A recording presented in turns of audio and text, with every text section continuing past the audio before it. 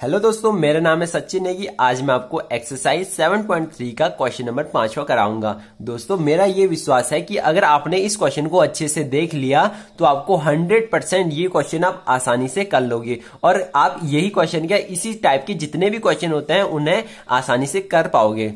दोस्तों, बढ़ते हैं अपने क्वेश्चन की ओर। दोस्तों, हमारा 5वां क्वेश्चन है, कक्षा 9 में आपने पढ़ा है कि किसी त्रिभुज की माध्यिका उसे बराबर क्षेत्रफलों वाले त्रिभुजों में विभाजित करती है।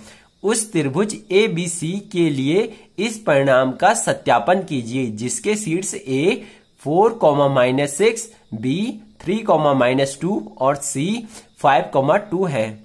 यानी दोस्तों, हमें क्वेश्चन में दिया है कि कक्षा 9 में आपने पढ़ा है और आपने क्या पढ़ा है कि किसी त्रिभुज की माध्यिका उसे बराबर क्षेत्रफलों वाले त्रिभुजों में विभाजित करती है।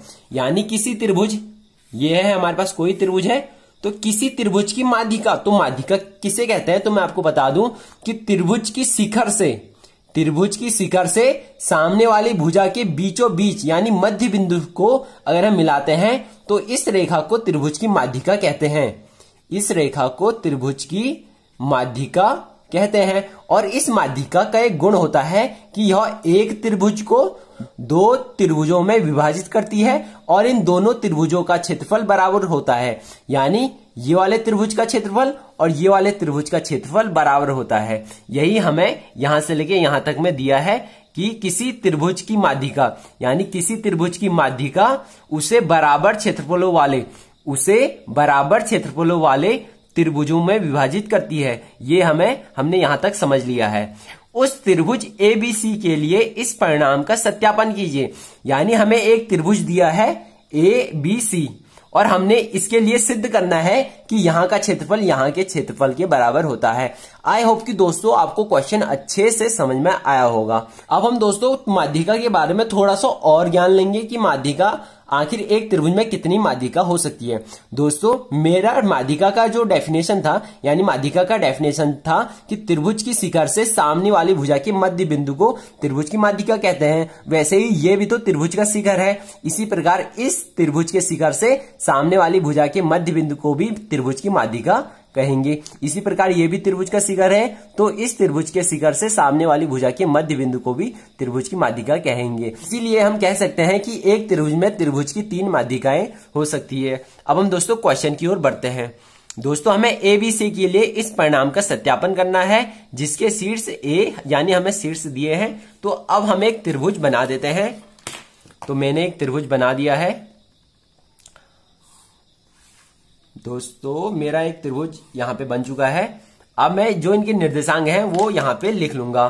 तो मैं A इसे मानता हूं, तो मैं लिखता हूं 4, B ये वाला बिंदु है हमारा, ये A वाला बिंदु है, ये B वाला बिंदु है। तो इसके निर्देशांक लिख लेता हूं मैं 3, इसी प्रकार C हमारा ये वाला बिंदु है, इसके निर्देशांक लिख लेते हैं हम 5, अब हम दोस्तों इसकी माध्यिका बनाएंगे। अब हम दोस्तों 3 तरह से माध्यिका बना सकते हैं, एक ये वाले तरह से, एक ये वाले तरह से, एक इस तरह से, और तीनों बार हमारा आंसर बिल्कुल सेम आएगा। तो मैं ये वाले हिस्से से माध्यिका बनाता हूं, यानी इस त्रिभुज के शिखर से इस सामने वाली भुजा के मध्य बिंदु को अगर हम मिला देते हैं तो वह त्रिभुज की माध्यिका कहलाती है। तो हमारी ये त्रिभुज की माध्यिका बन चुकी है। अब दोस्तों, जो ये वाला बिंदु है वह इन दोनों बिंदुओं के बीचों बीच में स्थित है, तो हम इसके निर्देशांक भी ज्ञात कर सकते हैं। यानी ये वाला बिंदु को हम D मान लेते हैं, तो इसके निर्देशांक भी हम ज्ञात कर लेंगे। और जो हमारा सूत्र होता है, अगर दोस्तों हमें 2 पॉइंट दिए हैं और उन दोनों पॉइंटों के बीचों बीच में एक तीसरा पॉइंट भी है, तो हम उस बिंदु के निर्देशांक इससे ज्ञात कर सकते हैं। यानी x1 + x2 upon 2, y1 + y2 upon 2। एक बार दोबारा सुन लीजिए। यानी हमारे पास 2 बिंदु हैं और इन दोनों बिंदुओं के बीचों बीच में कोई तीसरा बिंदु है, तो उस बिंदु के निर्देशांक हम इससे ज्ञात कर सकते हैं x, y। यानी इस बिंदु के निर्देशांक x, y ये आएंगे। इसी प्रकार हम D वाले बिंदु के निर्देशांक ज्ञात करेंगे, तो हम लिखेंगे D बिंदु के निर्देशांक इक्वल टू x1 + x2। हमारा x1 है 3, तो मैं लिखता हूं 3 + x2 और हमारा x2 है दोस्तों 5। तो मैं लिखता हूं 3 + 5/2 कॉमा y1 + y2, हमारा y1 है दोस्तों -2, तो मैं लिखता हूं -2 फिर प्लस y2 और हमारा y2 है दोस्तों प्लस का 2/2। यहां से हमारा दोस्तों आता है 3 + 5 तो हमारा आता है 8/2 यानी हमारा आता है 4, और यहां आता है हमारा 0/2 तो हमारा आता है 0, क्योंकि 2 का भागा 0 में जाएगा तो 0 ही आएगा। इसलिए जो हमारा डी वाला बिंदु है दोस्तों उसके निर्देशांक आ चुके हैं और उसके निर्देशांक आए हैं हमारे 4,0। अब दोस्तों हमें ये वाला हिस्से का क्षेत्रफल चाहिए और हमें एक ये वाले हिस्से का क्षेत्रफल चाहिए, तो हम त्रिभुज के सूत्र से इनका क्षेत्रफल ज्ञात कर लेंगे और फिर इन दोनों को बराबर दिखा देंगे। तो हमारा सिद्ध हो जाएगा कि त्रिभुज की माध्यिका उसे बराबर क्षेत्रफलों वाले त्रिभुजों में विभाजित करती है। तो हम दोस्तों पहले ये वाले हिस्से का क्षेत्रफल निकालेंगे। तो पहले हम त्रिभुज का क्षेत्रफल का सूत्र लिख लेते हैं।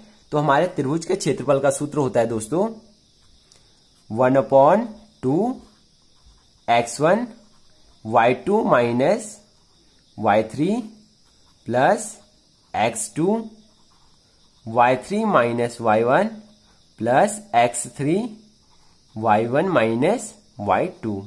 कुल मिला के कहें तो हमने 1/2 लिखना है, फिर यहाँ पे x1, यहाँ पे x2, यहाँ पे x3 और यहाँ आएगा y2 - y3, y3 - y1 और y1 - y2। अब दोस्तों हमारे पास ये 3 चीजें आ चुकी है। अब हम a, b, d का क्षेत्रफल आसानी से निकाल सकते हैं। तो मैं यहाँ पे a, b, d का क्षेत्रफल निकालता हूं। तो मैं दोस्तों पहले इनमें से x1, x2, x3 इस प्रकार के मान लूंगा। तो मैं यहाँ पे लिखूंगा त्रिभुज a b d का क्षेत्रफल, a b d का क्षेत्रफल। इसे ज्ञात करने के लिए पहले मुझे x1 x2 मानना पड़ेगा। तो मैं इस वाले बिंदु को x1 x2 इस प्रकार मानता हूं। तो मेरा x1 आएगा दोस्तों 4, इसी प्रकार y1 आएगा हमारा -6, इसी प्रकार x2 मैं इस वाले बिंदु से मानता हूं। तो मेरा x2 आएगा दोस्तों 3 और मेरा y2 आएगा दोस्तों -2। इसी प्रकार हमारा x3 ये वाला बिंदु आ जाएगा। तो हमारा x3 आएगा दोस्तों 4 और हमारा y3 आएगा दोस्तों 0। अब हम दोस्तों त्रिभुज के सूत्र में इनके मानों को रख लेंगे। तो हमारा त्रिभुज का सूत्र होता है 1/2 x1 लिखा तो x1 है हमारा 4, फिर इंटू y2 - y3, y2 है हमारा -2 तो मैंने लिखा -2 -0, फिर प्लस x2, फिर हमारा x2 है दोस्तों 3 तो मैं लिखता हूं 3 इंटू y3 - y1, y3 है हमारा 0, फिर -y1, y1 है हमारा दोस्तों -6। अगर मैं यहाँ पे -6 लिखता हूं तो ये माइनस माइनस प्लस में बदल जाएगा। फिर हमारा आता है प्लस x3 और हमारा x3 है दोस्तों 4 तो मैं लिखता हूं 4 इंटू y1 - y2 और हमारा y1 है दोस्तों -6, फिर बीच में माइनस का चिन्ह है, फिर है हमारा y2 और y2 है हमारा दोस्तों -2 तो ये माइनस माइनस प्लस में बदल जाएगा। इससे जो है दोस्तों आपका समय बचेगा और आप आसानी से और जल्दी से जल्दी क्वेश्चन को कर लोगे। फिर हमारा आता है 1/2, इन्हें सॉल्व करेंगे तो 4 इंटू इन दोनों को सॉल्व करेंगे तो हमारा आएगा -2, यानी -2 में से 0 घटाएंगे तो -2 ही आएगा। फिर प्लस 3, इन 0 में 6 प्लस करेंगे तो हमारा आएगा 6, फिर प्लस 4, इन दोनों को सॉल्व करेंगे तो हमारा आएगा -4। अगर दोस्तों आपको प्लस माइनस करने में दिक्कत होती है तो कमेंट बॉक्स में जरूर बताएं, मैं उसकी एक अलग से वीडियो बना दूंगा। यहां से दोस्तों हमारा जो क्षेत्रफल आता है वो आता है 1/2, 4 दूनी 8 और माइनस का चिन्ह है तो हमारा आएगा -8 और 6 त्रिका 18 तो हमारा आएगा 18, फिर प्लस और फिर 4 चौको 16 तो हमारा आता है 16 और ये माइनस का चिन्ह और यहां से प्लस माइनस माइनस बन जाएगा तो हमारा ये आता है। और इन्हें सॉल्व करके हमारा आता है 1/2 -8 प्लस 18 तो हमारा यहाँ पे आता है 10, फिर -16, इसलिए दोस्तों हमारा आता है 1/2 -6, यानी इन दोनों को सॉल्व करेंगे तो हमारा -6 आएगा। इसलिए अब हम 2 का भाग इसमें देंगे तो हमारा आएगा -3 वर्ग मात्रक, यानी जो हमारे ये वाला हिस्सा है इसका क्षेत्रफल कितना है 3 वर्ग मात्रक। दोस्तों माइनस का चिन्ह हमें केवल उसकी दिशा को प्रदर्शित करता है और हमें ये बताता है कि हमें x1 या x2 हमने किसे माना है, जबकि हमारा जो क्षेत्रफल होता है वह हमेशा पॉजिटिव आता है। सबसे कम क्षेत्रफल 0 हो सकता है और उससे बड़ा क्षेत्रफल आता है और माइनस में क्षेत्रफल नहीं आता है, ये केवल उसकी दिशा को प्रदर्शित करता है। तो हमारा जो क्षेत्रफल है दोस्तों वो आता है 3 वर्ग मात्रक। अब हम दोस्तों इसी प्रकार ये वाले हिस्से का भी क्षेत्रफल निकाल लेंगे। तो हम इनमें भी पहले x1 x2 इस प्रकार मान लेंगे। तो मैं लिखता हूं त्रिभुज ACD का क्षेत्रफल, ACD का क्षेत्रफल, ACD का क्षेत्रफल निकाल रहे हैं। तो हम इसी में से x1 x2 इस प्रकार मानेंगे। तो हमारा x1 आता है दोस्तों, इसे मान लेते हैं x1, तो हमारा x1 आता है 4। इसी प्रकार हमारा y1 आएगा दोस्तों -6। इसी प्रकार x2 हम यहां से लेते हैं, तो हमारा x2 आता है 5 और हमारा y2 आएगा दोस्तों 2। इसी प्रकार हमारा x3 आएगा दोस्तों, x3 आएगा हमारा 4 और हमारा y3 आएगा दोस्तों 0। अब हम दोस्तों त्रिभुज के सूत्र में इनके मानों को रख लेंगे। तो हमारा त्रिभुज का सूत्र होता है 1/2। तो मैं यहां से लिखता हूं 1/2 x1, यानी x1 है तो मैं लिखता हूं 4 इंटू y2 माइनस y3 और हमारा y2 है 2, तो मैं लिखता हूं 2 माइनस y3। y3 है हमारा 0, फिर प्लस x2 और हमारा x2 है दोस्तों 5, तो मैं लिखता हूं 5 इंटू y3 माइनस y1। हमारा y3 है दोस्तों 0, फिर माइनस का चिन्ह, फिर हमारा y1 और y1 है हमारा -6, तो ये माइनस माइनस प्लस में बदल जाएगा। फिर आता है हमारा प्लस x3 और हमारा x3 है दोस्तों 4, फिर into y1 minus y2, y1 है हमारा -6, फिर माइनस y2 है हमारा 2। अब हम दोस्तों इसे सॉल्व कर देंगे। तो हमारा आता है 1/2 और 4 दूनी 8 कर लेंगे डायरेक्ट इसे। फिर यहाँ आता है प्लस 5 छक्का 30, तो मैं इसे 30 कर लेता हूं और इसे सॉल्व करेंगे तो -6 -2, तो हमारा आएगा -8 और -8 का मल्टीप्लाई 4 के साथ करेंगे तो हमारा आएगा 8 चक्को 32 और माइनस का चिन्ह यहाँ पे आ जाएगा। अब हम दोस्तों इसे सॉल्व करेंगे तो हमारा आता है 1/2। 30 में से इसे सॉल्व करेंगे तो हमारा यहाँ पे बचेगा 8 -2, यानी इन दोनों को सॉल्व किया तो हमारा बचता है -2।